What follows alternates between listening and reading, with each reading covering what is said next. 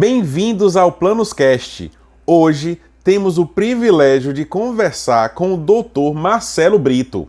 Dr. Marcelo, ele é médico, formado pela Escola Baiana de Medicina, advogado pela Faculdade Baiana de Direito, é mestre em Gestão de Serviços em Saúde pela FGV e também pelo ISCTE Business School de Lisboa e atualmente ele é presidente da FEBASE, Federação Baiana de Saúde. E é com este nome de peso que vamos mergulhar nas perspectivas de desafios para clínicas e hospitais no cenário atual. Dr. Marcelo, seja bem-vindo ao PlanosCast. Você poderia nos contar um pouco sobre a sua trajetória e como chegou à presidência da FEBASE? Sim, primeiro eu queria aqui desejar dar um abraço em você, meu caro Tiago, dar um abraço em Luciano Braz, dar um abraço em todos vocês, ouvintes, internautas que estão participando e podendo nos assistir nesse momento. Eu queria lhe dizer que quando nós iniciamos essa trajetória na área de saúde, principalmente na saúde suplementar, eu era sócio de um hospital na cidade de Feira de Santana. Esse hospital tinha muitos convênios. Tinha também convênio à época, eu estou falando mais de 30 anos atrás, até com o Sistema Único de Saúde. Mas, uma dessas vezes, eu tinha muita dificuldade no relacionamento com as operadoras. E após muito tempo buscando uma reunião para um problema que eu tinha no hospital, principalmente um problema de pagamento, nós conseguimos agendar uma reunião em Salvador com uma grande operadora. Isso depois, registre-se, que eu devo ter levado algo em torno de mais de 90 dias para marcar essa reunião. E finalmente esse dia chegou, eu peguei o carro, fui dirigindo para Salvador, e quando nós chegamos em Salvador, o meu celular, à época era uma coisa nova, não tinha, para quem lembra do celular, o Motorola PT550, aquele tijolão grande, meu celular tocou, que era coisa rara naquela época. E era a operadora desmarcando a reunião. Ou seja, nós esperamos 90 dias para uma reunião e no dia da reunião, quando eu cheguei em Salvador, já no horário da mesma, a operadora simplesmente desmarcou. E eu voltei muito chateado com a operadora, que achei que aquilo não era correto, aquilo não era direito, o tempo era excessivo e mesmo excessivo, acho que fui tratado até com um pouco de desdém para cancelamento dessa reunião. E a partir daquele momento eu entendi que mesmo sendo sócio, proprietário, diretor de um hospital, a operadora não nos dava o devido respeito, a devida relevância que nós tínhamos dentro da cidade. E aí eu resolvi e percebi que nós precisávamos de representações de classe mais atuantes, mais fortes, mais decididas. E foi dessa forma que eu comecei a participar, à época da Associação de Hospitais, fundamos a Associação de Hospitais Regional Feira de Santana, na época do nosso queridíssimo José Augusto Andrade, que presidia a ASEB, e depois dessa fundação, a ASEB Feira deu tão certo que eu terminei recebendo o convite do mesmo José Augusto para sucedê-lo na ASEB Bahia. E isso foi feito, nós iniciamos a trajetória na ASEB, durante 6 anos eu presidi a Associação de Hospitais do Estado da Bahia, e logo depois migrei para o Sindicato dos Hospitais de Feira de Santana, onde também nós subimos para a Federação Baiana de Saúde, e aqui cabe talvez um pouquinho de explicação para o nosso internauta. Os sindicatos no Brasil, eles são organizados metade como sindicatos dos patrões, dos proprietários das empresas, e a outra metade como sindicato dos trabalhadores. Um negocia com o outro a convenção coletiva de trabalho. Mas na área patronal existem 3 níveis de sindicato.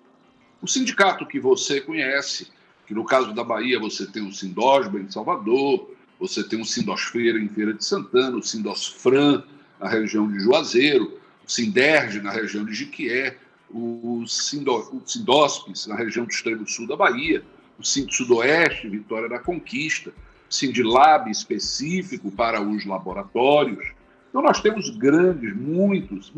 muitos sindicatos. Eles se convergem numa federação estadual, que, no caso, nós estamos, nesse momento, presidindo, que é a FEBASE. As federações estaduais se juntam e formam a única Confederação Nacional de Saúde, que, evidentemente, tem sua sede em Brasília, Distrito Federal. Então, é dessa forma que hoje nós acumulamos a presidência ainda do Sindosfeira, da própria FEBASE e uma vice-presidência da Confederação Nacional de Saúde. Ou seja, caro Tiago, eu fui mordido pelo bichinho da representação de classe. É verdade, com uma representação mais forte, uma representação mais assertiva. Alguns gostam, mas admito que também tem quem não goste dessa forma de agir.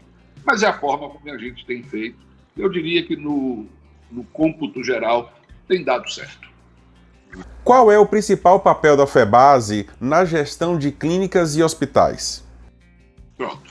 A federação e seus sindicatos, e a gente nunca vai esquecer de repetir isso, que a federação não age diretamente em cima das entidades de saúde, ela age através dos sindicatos.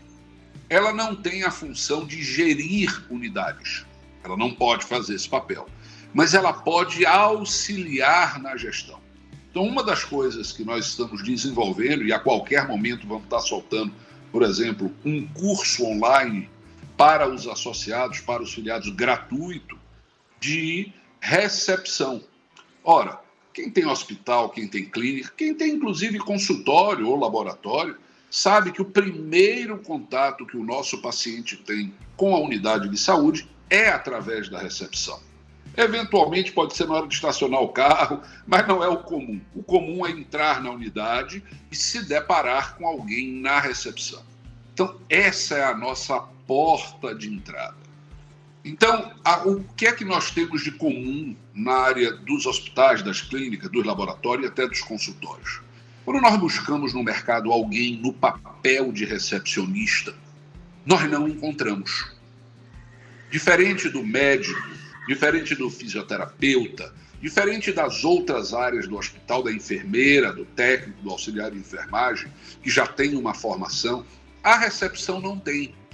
E eu vejo com muita frequência, eu viajo pelo interior da Bahia, com muita frequência mesmo, e percebo que quando falta alguém na recepção, o empresário termina perguntando a outra recepcionista: você tem alguém? E a resposta vem assim: olha, eu tenho uma prima, uma amiga, que está desempregada. E o empresário faz: então traga ela amanhã. A pessoa vem, faz uma entrevista muito sumária, muito simples, e é contratada para a recepção. Primeira coisa que acontece: quando é um hospital ou uma unidade de urgência, a primeira pessoa que entra de forma mais grave, com um sangramento importante, a pobre da recepcionista desmaia. Então começa o grande problema das instituições.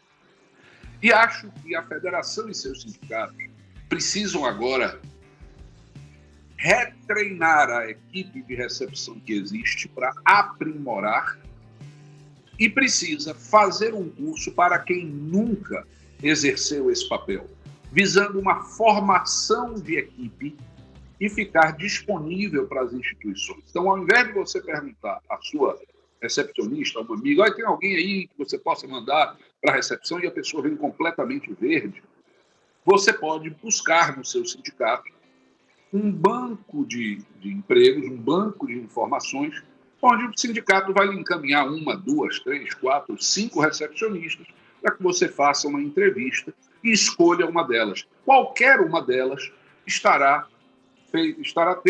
terá tido um curso realizado e estará melhor preparada para exercer esse papel.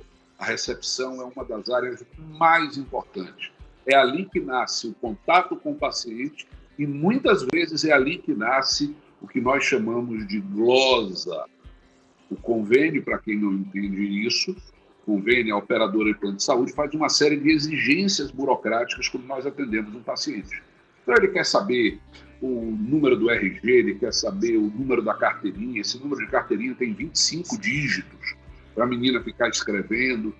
Ele quer saber se a pessoa tem cabelo, qual é a religião, enfim, é um bolo de informações. E quando ela não coloca essa informação de forma clara, do jeito que o convênio quer, o convênio devolve a conta dizendo: não, essa pessoa aqui está faltando uma letra, eu não reconheço, meu sistema não reconhece essa pessoa e, portanto, eu vou glosar e não vou pagar a conta. E depois o empresário reclama que está tomando glosa, mas, na verdade, quando a gente vai fazer uma análise, percebe que a equipe dele, eventualmente, não estava preparada para atender a burocracia, que não é pequena, por parte das operadoras de plano de saúde. Então, essa é a resposta. A FEBASE ela não faz gestão, mas ela vai auxiliar a gestão de todas as unidades. Vamos passear pela recepção, vamos avançar para as unidades de terapia intensiva, vamos falar sobre higienização, nós vamos falar sobre todos os assuntos que dizem respeito, desde um simples consultório ao mais complexo. E de que maneira vocês atuam na defesa dos interesses dos donos de clínicas e hospitais?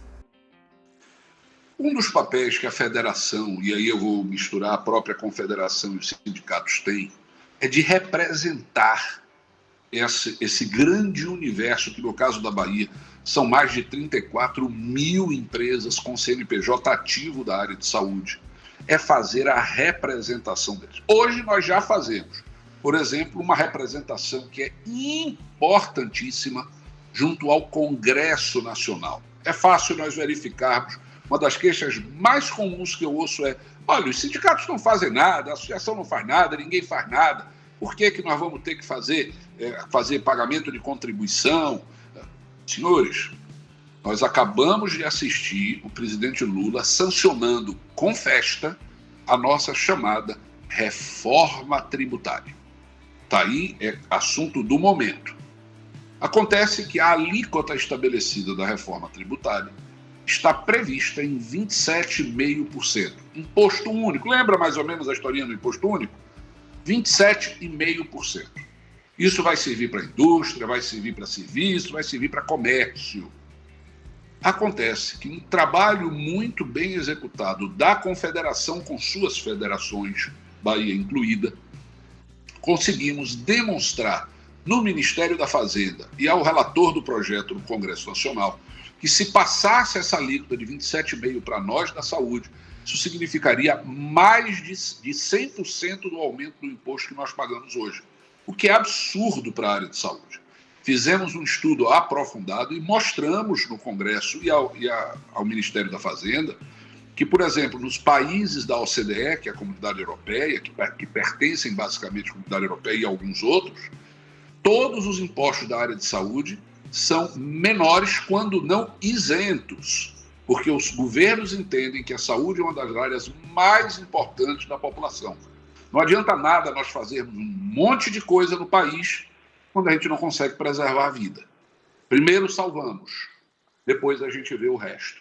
Então, o que tem que ficar muito claro é: esse trabalho da Confederação, conseguimos reduzir o tributo de 27,5% para 11%, o que faz com que nós tenhamos praticamente a mesma carga tributária que nós já temos hoje, que está sendo paga nesse momento que eu estou conversando com você, quando a reforma tributária ainda não foi 100% implantada. E eu pergunto a você, Tiago, a você, internauta, quanto vale esse serviço? Você vai pagar menos da metade do imposto que os outros segmentos do comércio, da indústria vão pagar. Portanto, é importantíssimo o trabalho que está sendo feito. Um outro trabalho que nós vamos iniciar, sim, imediatamente, é uma conversa a sério, para valer, com as operadoras de plano de saúde. Não há possibilidade de nós continuarmos do jeito que nós estávamos, onde você tem índices de glosa extremamente altos, onde você tem inadimplência. Recentemente, uma outra congênere nossa, da área da Confederação, anunciou aí dos grandes hospitais de São Paulo que os índices de inadimplência e de glosa das grandes operadoras tinha triplicado de número.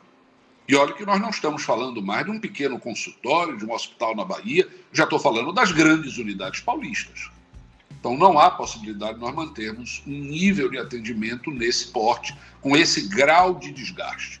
Desde 30 anos, quando eu comecei isso 30 anos atrás, eu sabia que isso era difícil, eu só não sabia o quão difícil ainda ia ficar.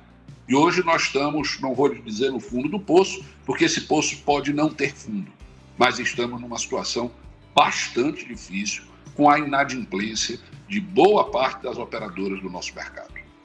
Quais são os principais desafios atuais para a gestão de clínicas e hospitais no estado da Bahia? Eu vou separar as duas coisas. Eu vou separar os hospitais das clínicas. Nas clínicas, o maior desafio que eu reputo hoje é a profissionalização da gestão. Como é que a gente enxerga uma clínica? Como é que ela foi fundada? Ela foi fundada provavelmente por um médico ou um pequeno grupo de médicos, se juntaram e formaram uma clínica. A partir daí, todo o desenvolvimento da clínica veio do trabalho, da ação e dos recursos desse grupo de médicos, que tem uma formação, Tiago, específica de medicina. E aí eu faço uma crítica, inclusive, aos nossos acadêmicos, que hoje se focam, e claro, tem que se focar na medicina, mas nós não temos uma única cadeira, nem que seja optativa, por exemplo, para nós discutirmos administração. Eu tenho, por exemplo, um caso verdadeiro, que aconteceu já há algum tempo, que você vai perceber como é que roda essa cabeça médica. Um colega formou-se em medicina, fez a residência dele, foi fazer uma especialização nos maiores hospitais paulistas, fez mestrado e doutorado com os melhores professores doutores da nossa terra. E aí eu estou falando Brasil, não é somente Bahia. Ele voltou, encaminhou uma correspondência para uma determinada operadora e começou a atender essa operadora. E depois de 6 meses ele descobriu que não tinha recebido um único tostão dessa operadora. Foi a essa operadora, pessoalmente. Por coincidência, eu estava tendo uma reunião lá, naquele momento, por isso que eu assisti essa cena não me foi contada. Eu fui testemunha ocular do que eu estou narrando. Quando eu estava na reunião, a pessoa que estava lá, da operadora, pediu licença, disse que estava com um médico lá que estava muito nervoso e ele queria atender. Eu disse, não tem problema, pode atendê-lo. E aí parei a minha conversa, ele chamou o médico até na minha frente, conversaram. Quando esse médico disse a ele, vem cá, eu entreguei aqui a documentação. Ele aí foi procurou, não estava no sistema e mandou buscar umas pastas. Quando chegou a pasta, ele disse, doutor, o senhor encaminhou realmente a documentação, mas nós não aprovamos.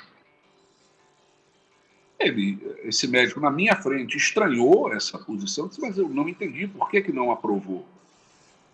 Ele disse, porque nós não estávamos precisando. Esse médico olhou para ele e fez assim, mas eu sou especialista na área, tenho uma formação ímpar, tenho uma formação diferenciada, com mestrado, doutorado, fui aprovado pelos mais eminentes professores doutores. O senhor está me dizendo que não precisa de mim? É? E como é que eu faço se eu quiser me credenciar sem você precisar? Ele olhou para o médico dessa operadora e disse assim, basta o senhor reduzir o preço da consulta. E esse médico olhou para ele e eu percebi completamente sem jeito e tomado de absoluta surpresa e disse, mas e a qualidade do serviço? O outro respondeu, é muito importante, mas o preço da consulta também é. Então eu conto essa historinha, que volta a assistir, eu assisti, para mostrar como nossa cabeça, a cabeça médica, ela foca-se muito na assistência e tem que focar nisso mesmo, na formação. Mas existe um outro lado, que é o mundo real, o mundo empresarial. Eu montei uma clínica, eu montei uma empresa, e eu tenho que ter relacionamento com o contador, eu preciso ter relacionamento com o jurídico, eu preciso ter relacionamento com outros pares que não são assistenciais médicos. E muitas vezes nós ficamos tão focados na assistência que nos esquecemos que existe este outro mundo que roda por fora da assistência médica. Isso sem contar que muitas vezes o próprio dono acorda às 6 horas da manhã, está trabalhando desde cedo, opera, sai 10 horas da noite e não tem tempo de verificar como está a sua clínica. E isso é um outro problema. Portanto, nas clínicas, eu reputo a maior dificuldade hoje é de gestão profissional das unidades. Já quando eu falo de hospitais, aí já muda um pouquinho.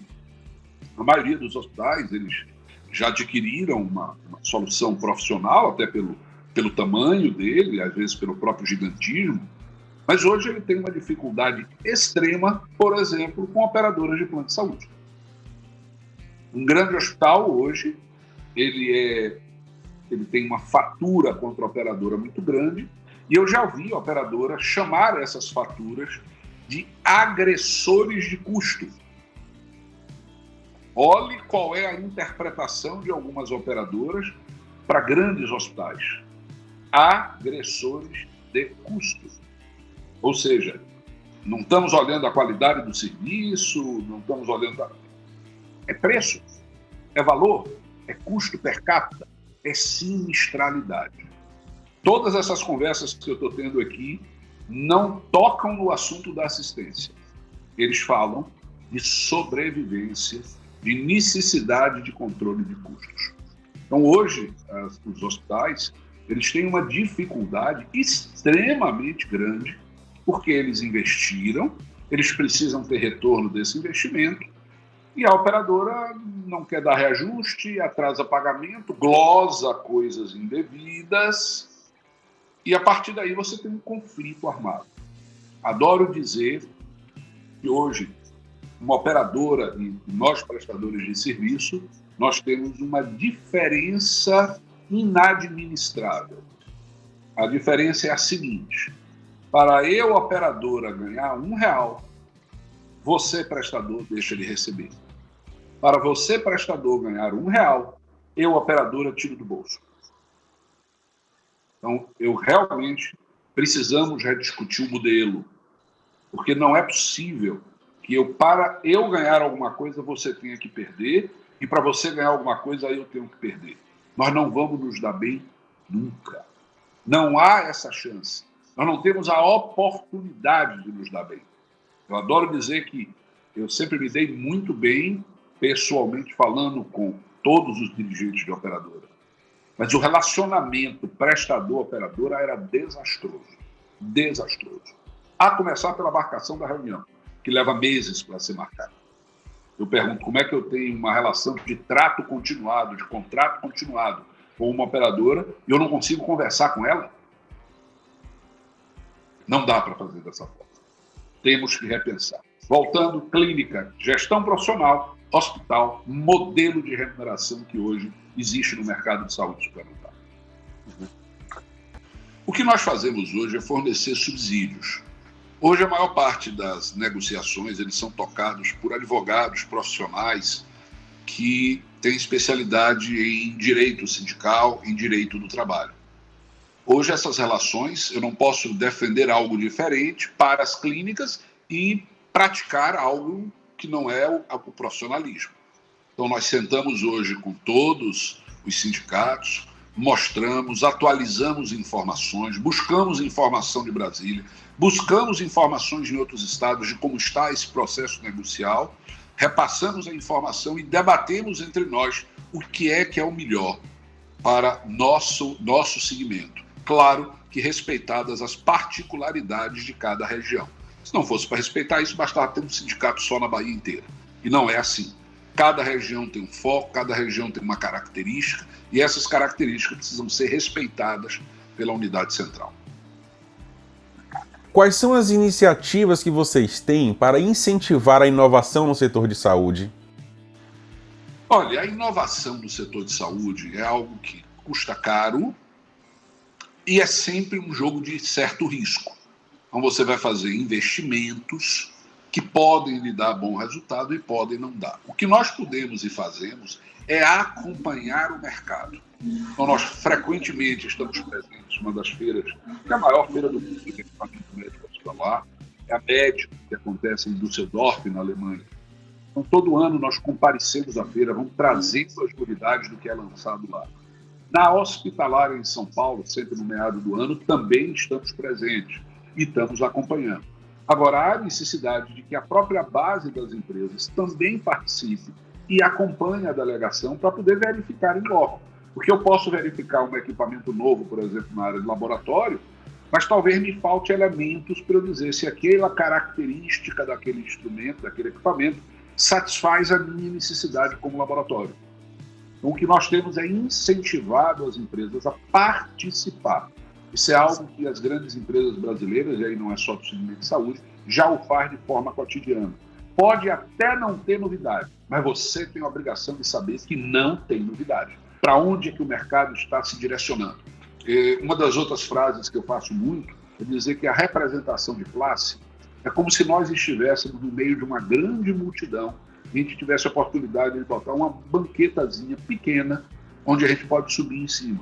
E quando a gente sobe em cima, eu consigo enxergar mais longe do que as outras pessoas que estão todas iguais no próprio chão do piso. Então, nós não podemos. Nosso incentivo é: vamos ver novidade. O mundo é muito grande e você sempre vai encontrar novidade. Tanto na área médica, quanto na área hospitalar, na área de exame, na área de análise, enfim, em todas as áreas que a gente pode. Quais são as tecnologias que você tem visto hoje em dia nesta área de saúde que são utilizadas em clínicas e hospitais? Olha, hoje uma das tecnologias que estão em ampla discussão, por exemplo, é o prontuário eletrônico do paciente único.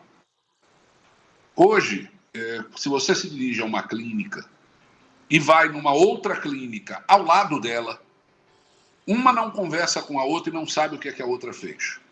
Isso, sem dúvida, é um desperdício de recurso e isso, sem dúvida, atrasa seu diagnóstico e seu tratamento.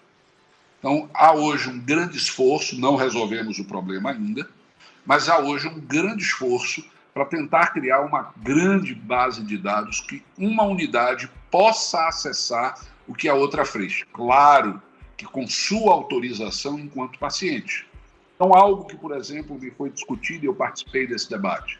Você teria um token, uma senha, um contato, algo onde eu inserisse, por exemplo, o seu CPF num computador, linkado na internet, e ele aprontasse, lhe mostrasse tudo que você já fez nas outras unidades de saúde. Seja laboratório, seja consultório, enfim, tudo que você quisesse. Mas para eu ter acesso a isso, você, paciente, teria que fazer uma biometria, teria que botar o dedo, teria que gerar uma senha para você autorizar. E aí você é quem fez a autorização e você é quem vai ganhar com isso, porque eu vou poder saber tudo aquilo que já foi feito antes, sem que eu precise repetir tudo novamente.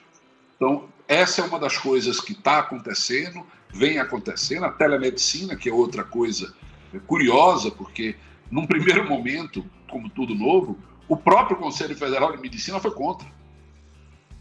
Eu, na época que vi aquelas resoluções, disse: provavelmente o Conselho vai ser atropelado, porque isso é uma grande onda e não é você com os braços abertos vai dizer: eu vou segurar a onda. Não segura.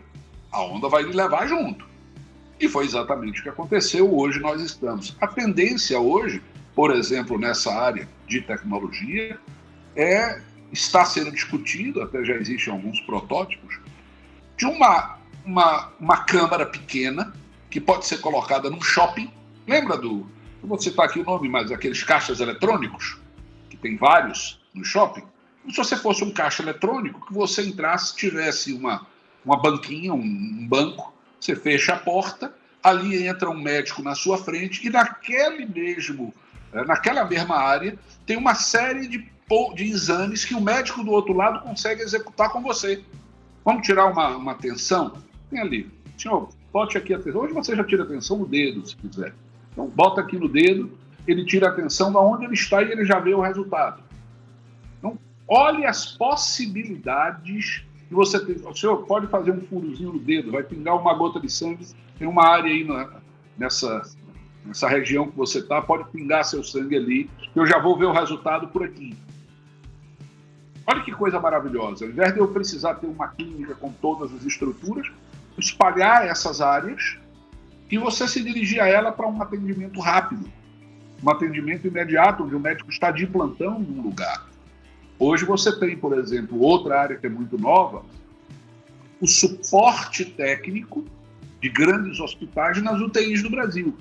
Quanto mais para o interior você vai, mais dificuldade você tem dos especialistas. Natural isso. Acontece que você tem unidade de terapia intensiva e muitas vezes aparece um paciente grave e você precisa de uma especialidade médica que não tem disponível na sua cidade. Não é uma questão de vontade, não tem. Hoje, alguns hospitais fornecem esse especialista de plantão de outro estado. Então você, como médico plantonista da UTI, entra numa videoconferência que nós estamos fazendo, explica, descreve o quadro clínico que ele está enfrentando com o paciente dele, descreve os exames, e o colega especialista diz, olha, doutor fulano, pelos exames que o senhor me passou, pelo quadro que o senhor descreveu, o senhor pode fazer isso, isso pode acontecer dessa forma, e dá a orientação e ele dá a sequência, como se ele tivesse vindo ao hospital, visto o paciente, feito as anotações do prontuário e ido embora. Ou seja, tecnologia é uma coisa que não tem fim. E a medicina está ávida por mais tecnologia. Como a pandemia impactou o trabalho da FEBASE e as suas estratégias para o futuro? O impacto que gerou a pandemia, e não foi para a FEBASE, não foi para os sindicatos, foi praticamente uma paralisação de serviço. Tudo parou no nosso país, no nosso mundo, na verdade. Então você tinha clínicas fechadas, porque também não adiantava abrir porque não tinha paciente. Os hospitais praticamente só atendendo Covid. E aí, quem tinha uma outra doença morria de medo de ir no hospital porque sabia que ele estava cheio de Covid. E o resto parou tudo completamente. E aí eu não estou falando só de nós, não. Eu estou falando do comércio, eu estou falando da indústria, eu estou falando das companhias aéreas, das companhias de ônibus. Nós vivemos um período muito grave. Curiosamente, e aí vem uma coisa muito engraçada, teve um segmento que ganhou dinheiro nesse momento. As operadoras de plano de saúde. No auge da pandemia, apesar de ter pacientes graves com a Covid-19 internados, mas o custo das operadoras foi lá para baixo, Tiago. Despencou a ponto deles terem grandes sobras e lucros. Hoje eu tenho assistido até eles reclamando de prejuízo. Tá. Os balanços dizem que ele tem prejuízo operacional. Mas eu não vejo ninguém falando do balanço de 2 anos atrás. Sobrou muito dinheiro. Espero que eles tenham guardado. Porque se distribuiu como lucro, pode ser que a coisa aperte a partir de agora. Mas os outros segmentos, como nós, sofremos e muito. Os hospitais ganharam dinheiro. Não ganharam não, senhores. A grande receita dos hospitais não é o atendimento de urgência. A grande receita dos hospitais, ele está diluído no mix. Então, são os exames eletivos, são as consultas eletivas, são os internamentos programados, são as cirurgias marcadas. Tudo isso parou. O hospital ficou 100% dedicado à Covid-19, pacientes graves, pacientes que você internava apenas para dar suporte respiratório, não tinha muito o que você fazer, não tinha medicação, inclusive, para ser aplicada, porque estava muito novo naquela época, você só estava dando medicamento de suporte, medicamento barato, simples, e quase que desejando que o quadro não agravasse, porque senão não tinha muito o que fazer. Então, o que aconteceu naquela época, eu diria que a nossa geração, a geração que assistiu aquilo, foi uma geração que não acontecia há século, há pelo menos um século e meio. Espero que só daqui a um século e meio à frente a gente possa ver isso de novo. Com certeza nós não vamos ver. Mas gerações futuras pode ser que enfrentem um outro tipo, uma outra forma. A história da humanidade está repleta desses casos. Ainda bem que acontecem de caju em caju, de tempos em tempos e tempos mais distantes. E esse caso nós conseguimos reagir relativamente rápido. Nas pandemias anteriores, muita gente mesmo morreu. Nós levamos anos para conseguir reverter alguma coisa. E agora, rapidamente, com meses, anos, nós conseguimos encontrar, não digo a cura, mas uma vacina que pelo menos me protegia. E hoje ela ainda existe, mas está relativamente controlada e quando a gente pega ela de forma mais branda. Quais são os principais desafios financeiros enfrentados por clínicas e hospitais e como vocês podem ajudar? Olha, hoje, como eu tinha dito, o principal desafio financeiro é a manutenção da unidade. Ela hoje, imensa maioria das clínicas tem uma dependência da chamada saúde suplementar, ou seja, das operadoras de plano de saúde, e hoje essas operadoras também vivem em dificuldade e criam dificuldade para fazer os seus pagamentos. Isso faz com que o caixa das clínicas, dos hospitais, dos consultórios, fique bastante comprometido. E isso tem, algumas vezes, até inviabilizado o funcionamento de algumas unidades, como nós já assistimos várias que terminaram fechando as portas. Eu diria que hoje o desafio maior é equacionar esse problema de sobrevivência, onde ou sobrevive um operador ou sobrevive o outro prestador de serviço. Temos que enfrentar isso através de uma mudança no modelo de remuneração. Sem essa mudança no modelo, nós vamos continuar brigando aqui do jeito de gato-cachorro, onde horas um é o gato, horas o outro é o gato, depois vira cachorro também, e ninguém se entende. Como a FEBASE trabalha para garantir a sustentabilidade e o crescimento de clínicas? Hoje nós temos uma proposta, que eu não vou explicitar aqui porque ela é técnica, que é um modelo de capitation reverso. Quando eu faço uma crítica ao modelo de remuneração, eu não vou me juntar àqueles que durante 30 anos disseram que o modelo atual, que é o modelo chamado de fee for service, que é o pagamento pelo serviço, onde ele só critica e não apresenta alternativa. Não. Nós criticamos e apresentamos alternativa, que é o modelo de capitation reverso. Aqueles que quiserem se aprofundar podem encontrar isso no YouTube, escreve lá capitation, como se escreve em inglês, reverso. E aí vocês vão ver uma série de apresentações, horas eu fiz, horas outros colegas fizeram, e é um modelo muito interessante, porque eu tiro a remuneração do modelo de hoje, onde eu tenho que prestar um determinado serviço, e quanto mais caro esse serviço, melhor para mim e pior para a operadora, onde eu acabo isso e eu vou focar exclusivamente na assistência ao paciente, sem a necessidade de grandes serviços a serem prestados. Como as empresas de saúde podem se beneficiar do networking e parcerias estabelecidas através da FEBASE? Olha, uma coisa é você fazer uma compra de um produto ou de um serviço isoladamente. Não precisamos ir longe. Vamos pegar um mercado bem clássico, que é o mercado de concessionária de automóveis, montadora de automóvel. Você vai lá comprar um carro numa montadora e tem lá uma tabela de preço. Mas se você for lá comprar, não for um carro, comprar 5 carros, 10 carros, 20 carros, ele já passa a utilizar uma tabela, que é uma tabela diferenciada, que eles dão o nome de uma tabela corporativa, uma tabela de grandes compradores e que tem descontos significativos na venda. Ou seja, todas as vezes que nós juntamos um grupo para fazer uma compra, isso pode se tornar uma coisa muito interessante. Vou lhe citar um exemplo, estou até antecipando isso, mas isso vai ser oferecido agora às clínicas. Nós temos hoje, e vivemos a vida inteira, no caso da Bahia, pagando conta da Coelba. A Coelba era estatal, depois foi privatizada, pertence a um grupo, se não me engano, italiano hoje, mas você tem que comprar a energia da Coelba.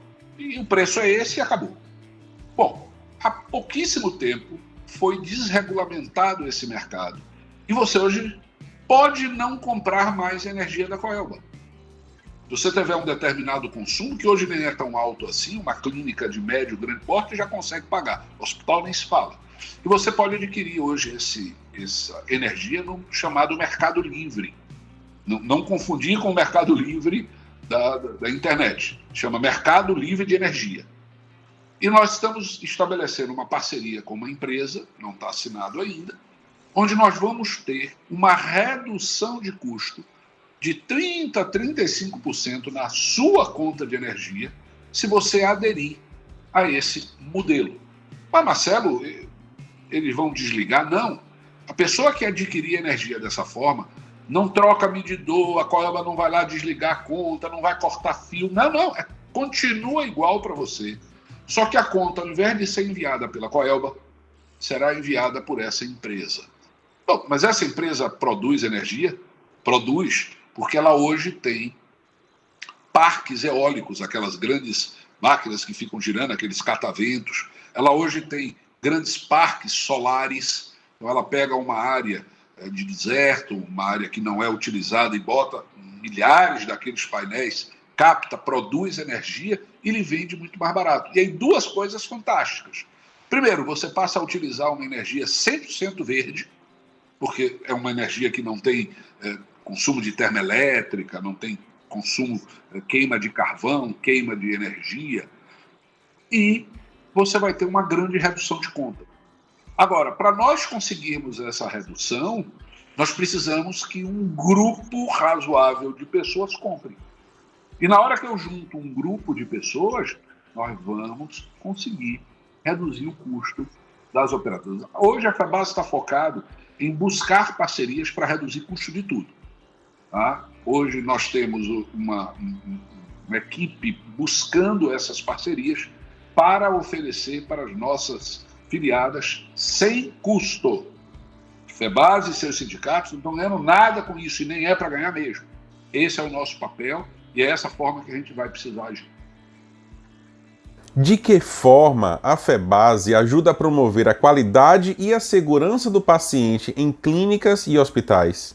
Olha, hoje a própria ONA, que é a entidade que gera a certificação, uma das entidades que gera a certificação, fomos um dos fundadores. A Confederação Nacional de Saúde foi fundadora dela. E hoje nós temos assentos. Até algum tempo atrás a presidência era da Confederação, através do Dr. Algaia. E hoje nós incentivamos ao máximo que as pessoas busquem essas certificações, porque melhora muito os seus resultados, tanto do ponto de vista econômico, quanto do ponto de vista de segurança e assistência do paciente.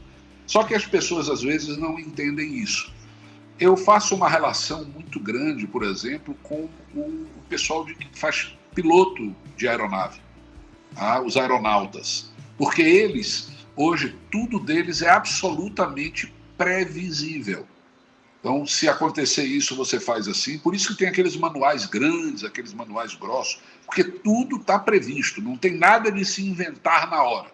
Olha, eu fui abrir a porta da aeronave, a porta não abriu ou não fechou. O que é que eu acho que eu vou fazer? Bom, eu podia fazer assim, podia fazer... Não. Tem um procedimento escrito. Se a porta não abrir, é para você fazer isso. Não pense, execute. Porque grandes pessoas estudaram o assunto, pensaram e viram que a melhor solução para uma porta que não abre é adotar tal posição. Então, nós estamos evoluindo muito claramente para isso. Vai operar um paciente. É um caso onde você vai operar, por exemplo, no meu caso de ortopedia, um braço esquerdo. Você tem que marcar esse braço para evitar o risco que você vá ao centro cirúrgico e, por alguma razão, opere o direito. Não, existem protocolos que você adota para minimizar ou até eliminar o risco de você operar o lado contralateral errado. E precisa operar o lado certo. Na minha área, por exemplo, como normalmente o paciente tem dor e está imobilizado, você erra menos. Mas assim mesmo, precisa executar os protocolos. Os protocolos precisam ser executados. Veja, por exemplo, os treinamentos de incêndio. Imagine uma unidade que tem um incêndio e ninguém sabe o que faz. Um corre para o lado, outro corre para o outro reza. Não, senhores. Pode acontecer um incêndio, o que é que cada um dos funcionários vai fazer? Para onde eles vão se dirigir? Tem que treinar, tem que saber para onde vai. E é isso que eu chamo de protocolos importantes, porque ao invés de você ficar conjecturando na hora da necessidade, já está na sua cabeça que reação é que você vai adotar. Marcelo, você sabe informar se as faculdades e as universidades de medicina possuem em sua grade curricular matérias voltadas para gestão ou empreendedorismo, esse tipo de coisa? Nenhuma tem. Nenhuma. e é algo que eu que fiz o curso de medicina, sou médico, eu vejo a necessidade de nós treinarmos, de pelo menos, nem que fosse uma matéria optativa, mas de pelo menos dizer, doutor, existe um lado empreendedor. Pode até não ser o que você gosta. Eu quero ser um médico que trabalha dentro da UTI, não quero saber do resto. Pode, mas não é esse o perfil que todos adotam. E muitos vão terminar montando unidade, montando clínica, montando consultório, e aí precisa ter esse relacionamento com a área não assistencial. Então, eu sempre defendi que nós tivéssemos, dentro das faculdades, pelo menos uma cadeira, pelo menos 6 meses, de um curso voltado para ADM, empreendedorismo, economia, um mínimo, economia na saúde. Eu sei que eu tenho alguns parentes que são gestores de banco e me dizem, Marcelo, o perfil do médico para os bancos é o melhor perfil do mundo. Eles não discutem nada, ele não discute taxa de juros, você pode debitar o que você quiser na conta dele, a maioria não sabe. O que ele quer é ter um cartão de crédito sofisticado, um limite de crédito muito alto, ele tem condições de comprar um carro de determinado porte, mas quando ele compra muito acima e aí toma dinheiro também. Então, os bancos adoram os médicos. Tem, evidente, uma capacidade econômica diferenciada, mas ainda assim querem ficar acima dessa própria capacidade. E por isso terminam se endividando e criando dívidas que vão ter que ser pagas e sem discutir nada daquilo que, por exemplo, uma outra pessoa com formação vai conseguir discutir. Vou tomar o dinheiro, vou. Está precisando, tá. Por que está tomando? É para pagar despesa pessoal por nada? É para fazer investimento? Já fez o cálculo do cashback? Em quanto tempo é que você vai fazer esse investimento? Quanto tempo você vai receber de volta? Pegou algum tempo de carência? A máquina não chegou ainda, mas você já vai começar a pagar o investimento? Mas não tem que instalar a máquina, fazer o credenciamento, a partir daí ela começar a se pagar. Ou seja, existem estudos preparados para isso. Mas a maioria não sabe que existe isso e termina comprando pelo impulso. Quais são as recomendações da FEBASE para os novos empreendedores no setor de saúde? Faça o mesmo que ele faz com medicina. Estude. Ele é formado a sempre estar se atualizando com o assunto médico. Faça o mesmo se você quer ser empreendedor. Uma das coisas que eu mais peço, está sendo até exigência para determinados cargos, por exemplo, públicos. Você tem que fazer um curso de pós-graduação em gestão de saúde. Você tem aí grandes escolas, eu fui professor da Fundação Getúlio Vargas, em cursos de pós-graduação em gestão de saúde, e aquilo muda a cabeça do sujeito. Ele vai ser apresentado a uma série de técnicas que ele sequer sabia que existia. E ele vai dizer, puxa, um problema que eu tenho lá na minha unidade, está aqui a solução, eu nem sabia que estava pronta. E isso aconteceu comigo. E foi muito bom, muito bom. Então, minha orientação é, estude. Você não consegue fazer como autodidata, que às vezes é mais difícil, faça um curso de pós-graduação. Nossa ideia é fazer uma parceria, sim, com uma grande escola. Já fizemos antes, a própria associação montou alguns cursos de pós, isso deu muito certo, eu fui um dos alunos, inclusive, à época, quando nem era presidente, mas a nossa ideia é trazer esses cursos de volta. Agora, é um curso voltado para o empreendedor, é um curso voltado para o médico empreendedor, para um sócio de clínica. Não é, por exemplo, um curso voltado para o nível médio. É um curso já com um grau de complexidade um pouco maior, mas perfeitamente administrável para quem tem nível superior. Inclusive, a Planos Consultoria é uma empresa que a gente costuma dizer que a educação está no nosso DNA. Então a gente sempre busca criar esse ambiente educacional, né, para que o médico, a equipe de enfermagem e os demais profissionais que atuam em clínicas e hospitais, eles estejam ali em um processo de aprendizado contínuo. Né, porque a gente também acredita que o estudo é o que vai levar, e o aprendizado é o que vai levar as clínicas e hospitais a um outro patamar. Eu concordo com essa visão, vou fazer a minha adesão à visão e sou um grande incentivador de que a gente se atualize. Nós devemos, até o último dia da vida, sempre estamos aprendendo alguma coisa nova. Doutor Marcelo, Como você vê o futuro no setor de saúde na Bahia e o papel da FEBASE nele? Olha, eu diria que o setor de saúde não acaba nunca. Nunca. Não há possibilidade de nós dizermos, não, vai ser tudo, vai ser um robô que vai fazer o atendimento. Não consegue, não tem como fazer isso. Mas o mercado ele é muito dinâmico. Então eu vejo ainda uma quantidade grande de empresas fechando as portas, eu vejo outras surgindo, algumas delas até com uma estrutura já mais robusta, outras nem tanto. Eu acho que vai haver uma acomodação de mercado, Thiago. Uma acomodação natural, uma acomodação que eu vou chamar de evolução. Eu só fico com muita pena quando a gente vê grandes empresas, antigas empresas, empresas que existem há décadas, passando por muita dificuldade. E quando a gente olha a origem dessas dificuldades, muitas vezes foi gestão. Muitas vezes foi gestão. O que é que vai fazer? Enfrentar. Eu quero que cada uma dessas empresas saiba que nesses momentos de dificuldade, que nós precisamos e podem fazer, peça ajuda. Se não tem a quem pedir, vamos pedir para a federação, vamos pedir para o seu sindicato. Sempre você vai encontrar alguém que possa dar uma sentada, como estamos fazendo aqui hoje com você, para dizer, olha, essa dificuldade existe, vamos tentar esse caminho, vamos tentar aquele outro, vamos procurar alguém que a gente pode indicar para lhe ajudar nessa dificuldade. Sempre existem soluções. Tá? Chegam a dizer que até a própria morte é uma solução, porque você teria uma outra vida para ser vivida no futuro. Mas é muito difícil a gente fazer essa estimativa. Para finalizar, alguma frase ou pensamento que o motiva e que você poderia compartilhar como inspiração para outros profissionais? Eu vou usar uma frase que não é minha, é uma frase de um seriado, que eu sou um dos fãs desse seriado, e que esse personagem dizia aos demais personagens, ele fazia um gesto e dizia o seguinte: vida longa e próspera. Eu adoro essa frase porque ela primeiro, ela lhe incentiva a você viver na sua plenitude e se desenvolver cada dia mais. Eu acho que essa é uma frase bonita, uma frase de muitas décadas atrás.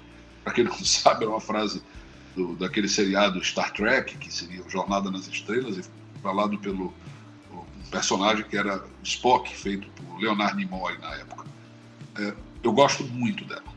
E ele fazia aquele gesto, vou repetir até porque as pessoas às vezes têm dificuldade, eu tive dificuldade para fazer esse gesto. Quem tenta fazer ele, às vezes da primeira vez, tem dificuldade, mas aprende a fazer. Então, vida longa e próspera. Marcelo, como que as pessoas conseguem te encontrar? Olha, nós ficamos ali próximo do Shopping Salvador. A FEBASE, existe um site da FEBASE que mostra www.febase.org.br. Aquelas pessoas que quiserem fazer um contato conosco, pode mandar um e-mail para contato@febase.org.br. Enfim, não é difícil. Tem Instagram nosso já publicado, onde eu falo um pouquinho da minha segunda formação, porque eu, além de médico, sou advogado. Então eu falo um pouquinho de direito médico, aí já focado, o que é que eles podem fazer, o que é que não podem, situações às vezes surreais que eles vivem e que muitas vezes têm dúvida do que é que eu faço do ponto de vista legal. Estou fora do país, eu posso atender alguém em urgência, não posso. Eu estou num avião no meio de um trajeto, eu sou médico nesse momento que eu estou no avião, ou eu não sou médico? Porque você não é médico se você estiver fora do país. Você tem formação, mas não pode exercer medicina lá fora. Então aí tem uma série de vídeos que a gente fala um pouquinho sobre. São vídeos curtos e bem interessantes para quem gosta de assistir. Então, não sou uma pessoa difícil, ao contrário. Se tiver oportunidade, a gente deixa aí num cardzinho aqui embaixo os contatos e vai ser sempre um prazer estar conversando com as pessoas. O meu papel é esse, é conversar, ouvir o que é que as pessoas têm a dizer, sugerir soluções, algumas vezes sendo mais duro e chamando a atenção de, olha, você está fazendo coisa errada. Não vá por aí que você corre o risco de abrir um passivo importante. Mas fui assim a vida toda e não vou mudar. Não sou uma pessoa difícil de contactar. Ao contrário, sou até uma pessoa fácil. Dr. Marcelo Brito, Agradecemos imensamente por compartilhar suas experiências e insights conosco. Foi uma conversa esclarecedora para todos os envolvidos no setor de saúde.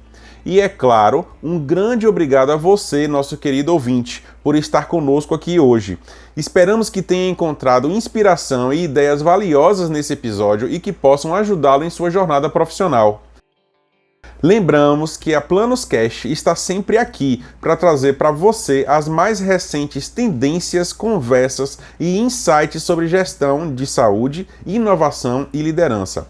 Não esqueça de nos seguir no Spotify e também nos assistir pelo YouTube, no canal Planos Consultoria. Vou me despedir de vocês com o jargão que eu uso no Instagram. Um abraço!